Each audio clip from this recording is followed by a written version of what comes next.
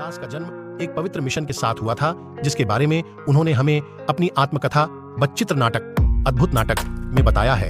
इसमें गुरुजी हमें बताते हैं कि भगवान ने उन्हें कैसे और किस उद्देश्य से इस दुनिया में भेजा था।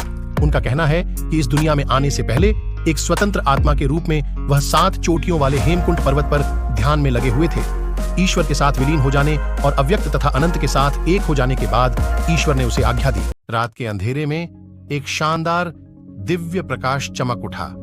एक मुस्लिम फकीर पीर भीकन शाह ने अपनी प्रार्थनाएं उस पूर्वी दिशा में की, पश्चिम की बजाय अपने दैनिक अभ्यास के विपरीत, और इस दिव्य प्रकाश द्वारा निर्देशित होकर उन्होंने अपने अनुयायियों के एक समूह के साथ बिहार में पटना साहिब पहुंचने तक यात्रा की। यहीं पर गोविंद दास का जन्म 1666 में माता गुजरी से हुआ था। ऐसा कहा जाता है कि पीर भीकन शाह बच्चे के पास आए और उन्हें दूध और पानी के 2 कटोरे दिए, जो हिंदू और इस्लाम दोनों महान धर्मों का प्रतीक था। बच्चा मुस्कुराया और दोनों कटोरे पर हाथ रख दिया। पीर ने पूरी मानवता के नए पैगंबर के प्रति पूरी विनम्रता और श्रद्धा से सिर झुकाया। जो लोग मुझे भगवान कहते हैं वे नरक के गहरे गड्ढे में गिरेंगे। मुझे उनके दासों में से एक माने और इसमें कोई संदेह न रखे। मैं सर्वोच्च व्यक्ति का सेवक हूं और जीवन के अद्भुत नाटक को देखने आया हूं। यह दुनिया पैगंबर के रूप में गुरु अद्वितीय है। उनकी शिक्षाएं अत्यंत वैज्ञानिक एवं सर्वकालिक उपयुक्त हैं।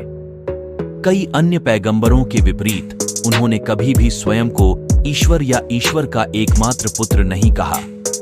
इसके बजाय उन्होंने सभी लोगों को ईश्वर के पुत्र कहा और उनके राज्य को समान रूप से साझा किया। अपने लिए उन्होंने दास या ईश्वर का सेवक शब्द का प्रयोग किया। ऐसा कहा जाता है कि अपने पिता गुरु तेग बहादुर की शहादत के बाद 10वें गुरु ने घोषणा की कि वह एक ऐसा पंथ समुदाय समाज बनाएंगे जो न्याय, समानता और शांति बहाल करने के लिए जीवन के हर क्षेत्र में अत्याचारी शासकों को चुनौती देगा। समस्त मानव जाति के लिए 1699 में खालसा संस्था के माध्यम से गुरु गोविंद सिंह जी ने धार्मिकता, धर्म को बहाल करने और दलित लोगों के उत्थान के लिए उत्पीड़न से लड़ने के लिए अपने अनुयायियों के मन और दिल में एक संत और एक सैनिक की दोहरी भावना का संचार किया। गुरु गोविंद सिंह का अधिकांश रचनात्मक साहित्यिक कार्य पांवटा में हुआ था, जिसे उन्होंने यमुना नदी के तट पर स्थापित किया था और जहां वे अप्रैल 1685 में अस्थायी रूप से स्थानांतरित हो गए थे। हालांकि कविता उनका उद्देश्य नहीं था। उनके लिए यह दैवीय सिद्धांत को प्रकट करने और सर्वोच्च व्यक्ति की व्यक्तिगत दृष्टि को मूर्त रूप देने का एक साधन था जो उन्हें प्रदान किया गया था। उनके झप साहिब, स्वायस और अकाल उस्तत के नाम से प्रसिद्ध रचना इसी स्वर में है। अपनी कविता के माध्यम से उन्होंने प्रेम और समानता और एक सख्त नैतिक और नैतिक आचार संहिता का प्रचार किया। उन्होंने मूर्ति पूजा और अंधविश्वासी मान्यताओं और अनुष्ठानों की निंदा करते हुए एक सर्वपूजा का प्रचार किया। तलवार की महिमा, जिसकी उन्होंने भगवती के रूप में स्तुति की थी, ईश्वर के न्याय की पूर्ति सुनिश्चित करने के लिए थी। तलवार को कभी भी आक्रामकता का प्रतीक नहीं माना गया था और इसका उपयोग कभी भी आत्म प्रशंसा के लिए नहीं किया जाना था। यह मर्दानगी और स्वाभिमान का प्रतीक था और इसका उपयोग केवल आत्मरक्षा में अंतिम उपाय के रूप में किया जाना था। गुरु गोविंद सिंह ने अपने झफरनामा में एक फारसी दोहे में कहा, जब अन्य सभी उपाय विफल हो जाएं, तो तलवार उठाना उचित है। पांवटा में अपने प्रवास के दौरान गुरु गोविंद सिंह ने अपने खाली समय का उपयोग घुड़सवारी, तैराकी और तीरंदाजी जैसे विभिन्न प्रकार के मर्दाना व्यायामों का अभ्यास करने में किया।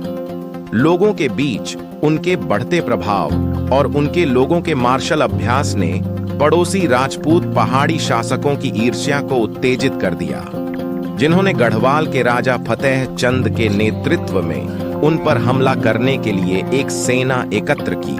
बचित्रा नाटक में युद्ध का वर्णन करते हुए उन्होंने कहा कि अलिफ खान पूरी तरह से अव्यवस्था में भाग गया, अपने शिविर पर कोई ध्यान दिए बिना।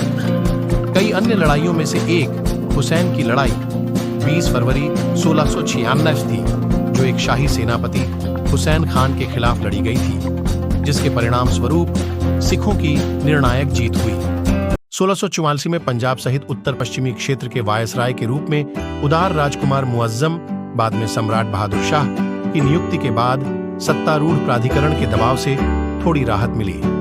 संबत 1776-1699 में गुरु गोविंद सिंह ने विभिन्न हिस्सों में सिख संगतों या समुदायों को निर्देश जारी किए कि वे मसंधों, स्थानीय मंत्रियों को स्वीकार न करें, जिनके खिलाफ उन्होंने शिकायतें सुनी थीं। उन्होंने सिखों से अपनी भेंट सीधे आनंदपुर भेजने को कहा। गुरु गोविंद सिंह जी ने सदा प्रेम, एकता, भाईचारे का संदेश दिया। उनकी मान्यता थी कि मनुष्य को किसी को डराना नहीं चाहिए और न किसी से डरना चाहिए। उनकी वाणी में मधुरता, सादगी, सौजन्यता एवं वैराग्य की भावना कूट कूट कर भरी थी।